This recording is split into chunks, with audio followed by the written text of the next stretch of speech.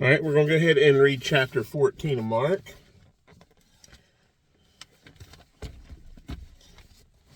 Well, it's going to be a page turner really quick.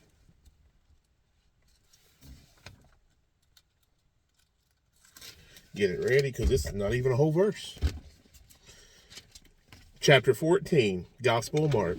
After 2 days, it was the Passover and the Feast of Unleavened Bread, and the chief priests and the scribes sought how they might take him by trickery and put him to death. But they said, not during the feast, lest there be an uproar of the people. And being in Bethany at the house of Simon the leper, as he sat at the table, a woman came, having an alabaster flask of very costly oil, of spikenard. Then she broke the flask and poured it on his head. And there were some who were indignant among themselves and said, why was this fragrant oil waste? Wait. But there were some who were indignant. I always thought it was Judas, probably because of other gospels. But here it says some, which would mean more than one. So that's verse 4. But there were some who were indignant among themselves and said, why was this fragrant oil wasted? For it might have been sold for more than 300 denarii and given to the poor. And they criticized her sharply. But Jesus said, let her alone. Why do you trouble her? She has done a good work for me. For you have the poor with you always. Whenever you wish, you may do them good. But me you do not have always. She has done what she could. She has come beforehand to anoint my body for burial. As surely I say to you, wherever this gospel is preached in the whole world,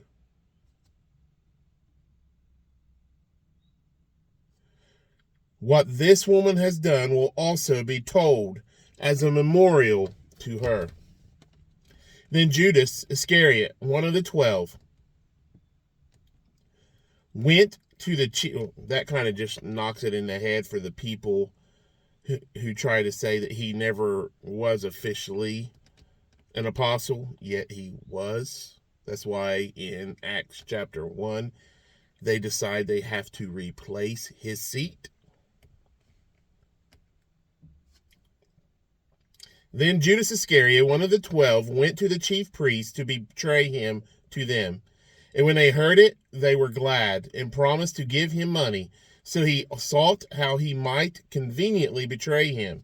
Now on the first day of unleavened bread, when they killed the Passover lamb, his disciples... Something just popped in my head, but we're just reading right now. His disciples said to him, where do you want us to go and prepare that you may eat the Passover? And he said out of two of his disciples, and he sent out 2 of his disciples and said to them, go into the city, and a man will meet you carrying a pitcher of water. Follow him. Wherever he goes in, say to the master of the house, the teacher says, where is the guest room in which I may eat the Passover with my disciples? Then he will show you a large upper room, furnished and prepared. There make ready for us. So his disciples went out and came into the city and found it just as he had said to them. And they prepared the Passover. In the evening he came with the 12. Now as they sat and ate, Jesus said, assuredly I say to you, one of you who eats with me will betray me. It has a cross-reference of John 6:70 and 71 and 13:18. And they began to be sorrowful and to say to him one by one, is it I? And another says, is it I? He answered and said to them, it is one of the 12 who dips with me in the dish. Squirrel. Literally, not a squirrel moment, a squirrel.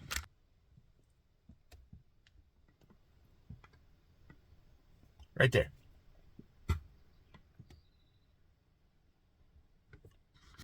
That was funny.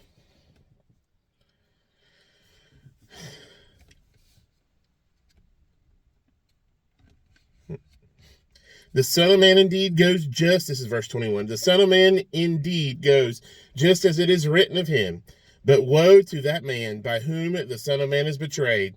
It would have been good for that man if he had never been born. And as they were eating, Jesus took bread, blessed and broke it, and gave it to them and said, Take, eat, this is my body. Then he took the cup, and when he had given thanks, he gave it to them, and they all drank from it. And he said to them, This is my blood of the new covenant, which is shed for many. Assuredly, I say to you, I will no longer drink of the fruit of the vine until that day when I drink it new in the kingdom of God.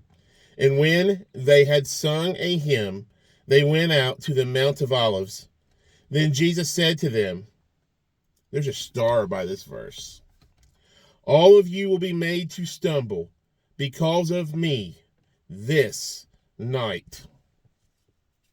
For it is written, I will strike the shepherd, and the sheep will be scattered. But after I have been raised, I will go before you to Galilee. Peter said to him, Even if all are made to stumble, yet I will not be. Jesus said to him, Assuredly I say to you that today, even this night, before the rooster crows twice, you will deny me 3 times. But he spoke more vehemently, If I have to die with you, I will not deny you. And they all said likewise. Then they came to the place which was named Gethsemane, and he said to his disciples, Sit here while I pray. And he took Peter, James, and John with him, and he began to be troubled and deeply distressed. Then he said to them, My soul is exceedingly sorrowful, even to death. Stay here and watch. He went a little farther and fell on the ground and prayed that if it were possible, the hour might pass from him. And he said, Abba, Father, all things are possible for you. Take this cup away from me. Nevertheless, not what I will, but what you will. Then he came and found them sleeping and said to Peter, Simon, are you sleeping? Could you not watch 1 hour? Watch and pray, lest you enter into temptation. That'll preach. I mean, it's words in red, so of course it'll preach. But watch and pray, lest you enter into temptation. The spirit indeed is willing, but the flesh is weak. Again he went away and prayed and spoke the same words. And when he returned, he found them asleep again, for their eyes were heavy, and they did not know what to answer him. Then he came the 3rd time and said to them, Are you still sleeping and resting? It is enough. The hour is come. Behold, the Son of Man is being betrayed into the hands of sinners. Rise, let us be going. See, my betrayer is at hand. And immediately while he was still speaking, Judas, one of the 12, with a great multitude with swords and clubs, came from the chief priests and the scribes and the elders.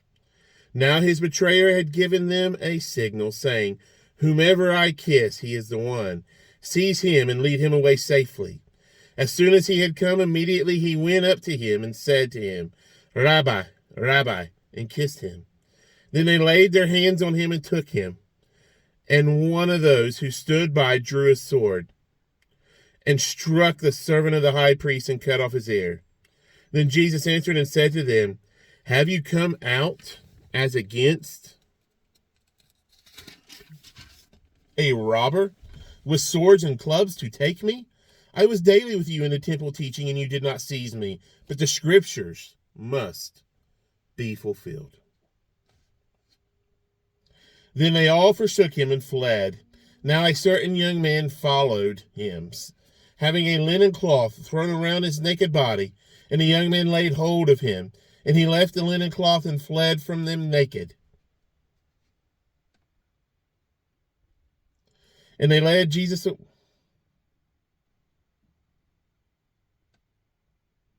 What is the significance of that? Anyways, we're just reading. Verse 52. And he left the linen cloth and fled from them naked. And they led Jesus away to the high priest, and with him were assembled all the chief priests, the elders, and the scribes.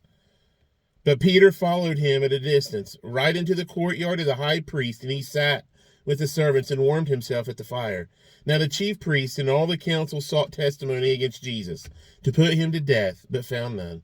For many bore false witness against him, but their testimonies did not agree. Then some rose up and bore false witness against him, saying, We heard him say, I will destroy this temple made with hands, and within 3 days I will build another made without hands. But not even then did their testimony agree. And the high priest stood up in the midst and asked Jesus, saying, Do you answer nothing? What is it these men testify against you?